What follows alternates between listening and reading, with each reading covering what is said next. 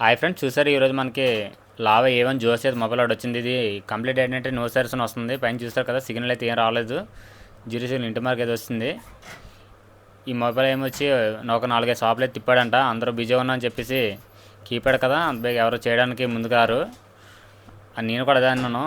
అన్నప్పుడు అయితే బిజీగా ఉన్నాను, కీప్యాడ్ మళ్ళీ రేపైతే చేస్తానని చెప్పి అన్నాను. కాకపోతే వాళ్ళ ప్రాబ్లం తెలుసుకొని అయితే చేయవలసి వచ్చింది. అయితే ఒక 5 minutes కూర్చోండి చేసేస్తానని చెప్పాను. ఆ బాబు అయితే కూర్చున్నాడు. ఎందువల్లంటే మనం పాతకాలం మొత్తం గుర్తొచ్చే అప్పుడు స్టార్టింగ్లోనే కీప్యాడ్ అంటే స్టార్ట్ చేశాం కదా, అందుకని నేనైతే మాత్రం ఈ మొబైల్ ఎలాగని చేయాలని చెప్పేసి మనం కూర్చుని వెంటనే నేను ప్రాసెస్ స్టార్ట్ చేశాను. ఇది ఏందో కంప్లీట్ ఎందువల్ల వస్తాయి అంటే, ఇది కీప్యాడ్ వల్ల వెనకట్ల నెట్వర్క్ సిగ్నల్ ప్లేట్ అయితే పైకి లేచిపోతాయి. అది నెట్వర్క్ ఏరియాకి టచ్ అవ్వడం వల్ల సిగ్నల్ అయితే రాదు.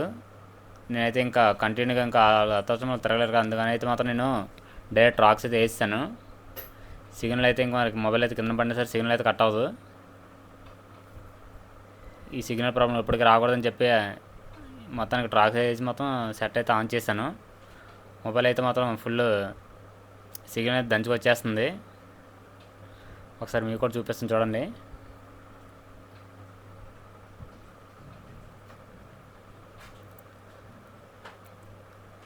చూస్తారా, మొబైల్ సిగ్నల్ అయితే మాత్రం వస్తుంది. కస్టమర్ అయితే మాత్రం ఫుల్ సాటిస్ఫై అయిపోయాడు చూసి, మొత్తానికి అయిందని.